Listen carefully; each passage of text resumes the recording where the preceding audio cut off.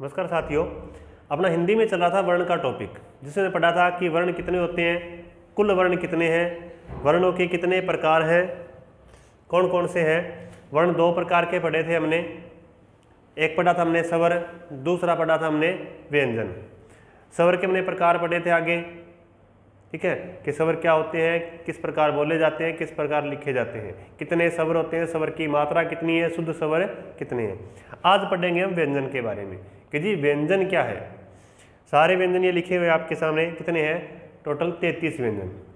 व्यंजन का शुद्ध रूप कौन सा होता है, जिसके हलंत लगा हो, जिसके क्या लगा हो, हलंत, यानी कि नीचे छोटा डंडा लगा दिया, उसे क्या बोलते हैं, हलंत। क्यों शुद्ध रूप इसे क्यों माना गया है। एक चीज बताई थी कि जो व्यंजन है वो किसकी सहायता से बोले जाएंगे, स्वर की सहायता से।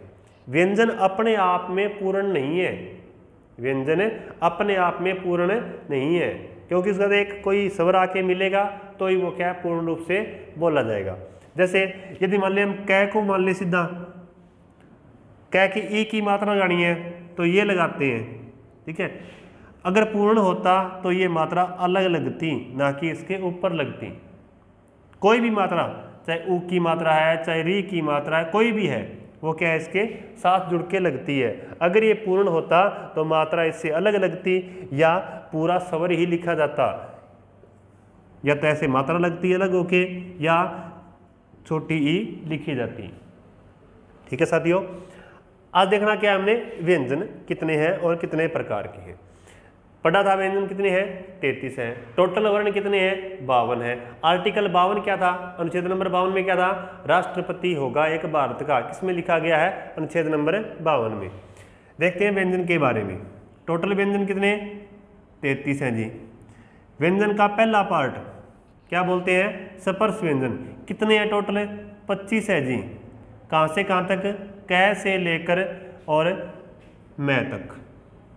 एक लाइन में 5 अक्षर है और 5 ही लाइनें हैं, कितने हो गए, 25 हो गए जी। स्पर्श व्यंजन कितने हैं, 25। सीधा पूछेगा आपसे स्पर्श व्यंजन कितने होते हैं, तो कितने होते हैं, 25 होते हैं। कहाँ से कहाँ तक होते हैं, कै से लेकर मैं तक होते हैं। क्लियर।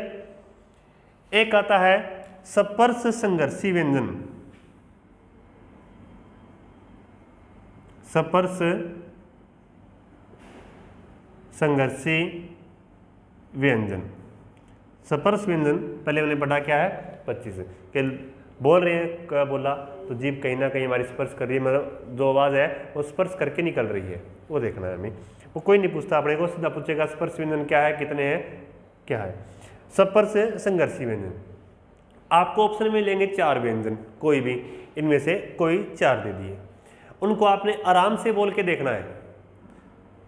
उसमें आपको डिफरेंस क्या मिलेगा कि एक जो वर्ण है ना, वो कुछ अलग तरीके से बोला जा रहा है, जो हमारी मुख के अंदर की जो एक्टिविटी है वो क्या कुछ अलग हो रही है। जीभ धीरे धीरे बाहर आ रही होगी, ज़्यादा एरिया कवर कर रहा होगा अंदर से, पर मुख के अंदर थोड़ा क्या है, संघर्ष होगा। हवा जो बाहर निकल रही है बोलने से, उस हवा क्या है वो थोड़ा संघर्ष करके निकलेगी। जिस वर्ण को पकड़ लिया आपने, क्या जी इसमें थोड़ी दिक्कत है, ठीक है, तो वो क्या होगा, अपना स्पर्श संघर्षी। स्पर्श संघर्षी में हम ये डिसाइड नहीं कर सकते कि जी यही आएगा ना, डिसाइड नहीं है इसमें, कोई भी 4 हो सकते हैं, 4 में से कोई एक होगा, कोई 4 ऑप्शन आएंगे उसमें से कोई भी एक होगा। नेक्स्ट है अंतस्थ व्यंजन और उत्सम व्यंजन। मैं तक तो अपने कवर हो गए, ठीक है, 25 हो गए, ये 4 और ये 4, ये सह यहाँ आता है, पर अपने को पढ़ने के लिए मैंने सह ये नीचे लगाया है। 4 रखने हैं, ठीक है, 4 ऊपर वाले और 4 नीचे वाले। ऊपर वालों को नाम दिया है अंतस्थ का, नीचे वालों को नाम दिया है उत्सम का। यह आवाज क्या है, अंदर से आ रही है पूरी, बोल के देखो, यह, इसको क्या बोल दिया, अंतस्थ। श, मुख के अंदर ही गर्मी पैदा हो रही है, श श ह, तो इसको क्या बोल दिया, उत्सम। उत्सम का मतलब गर्मी पैदा होना, अंतस्थ का मतलब अंदर से बाहर आना। इसके बाद मैंने पढ़ा था मिश्रित व्यंजन, मिश्रित व्यंजन, अक्ष, त्र, ज्ञ और श्रेय। ये सारे के सारे क्या हो गए, व्यंजन। इन सभी को मिलाकर हमें टोटल वर्ण कितने पढ़े थे, 52। अब अपना आता है नेक्स्ट स्वर और व्यंजन दोनों के उच्चारण स्थान। स्वर के अंदर एक चीज अपनी रह गई थी, वो बताते हैं पहले।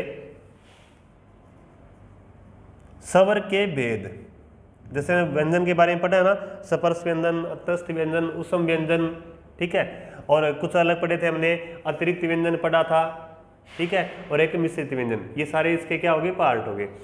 स्वर कौन से होते हैं, ए, आ, ई, उ, री, ए, ओ और औ। ये दो थे, अ और अ, अनुस्वार और विसर्ग बिंदु आते हैं। सबसे पहले क्या आएगा, एक तो होता है स्वर छोटी मात्रा का, एक होता है बड़ी मात्रा का। पहला भेद कौन सा होता है, मात्रा के आधार पर भेद।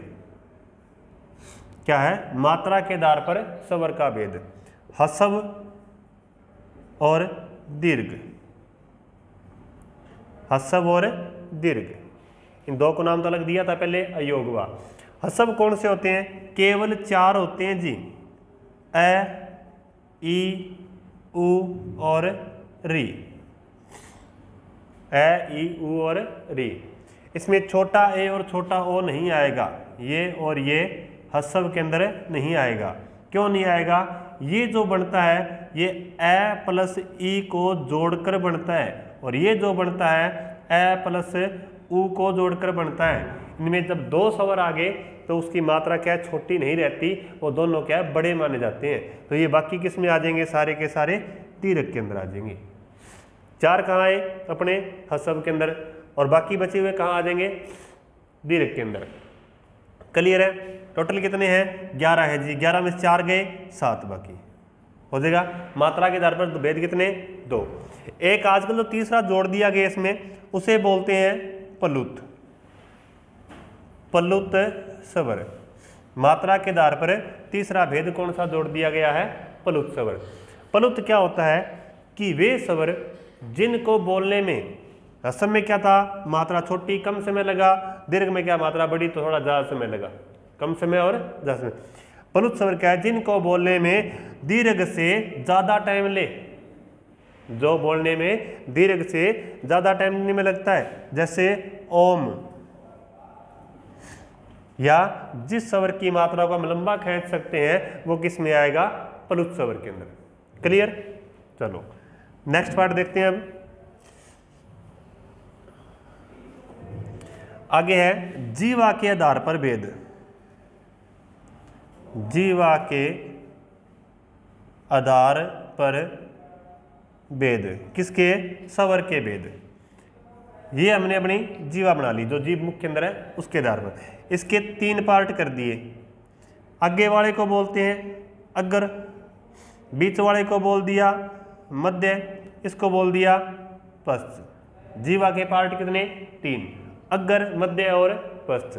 मध्य में ए, मध्य में कौन सा बोला जाएगा, ए, कौन सा, ए। बोल के देखो आराम से कि जीव बीच में से थोड़ी अपनी क्या है, ऊपर उठ रही है।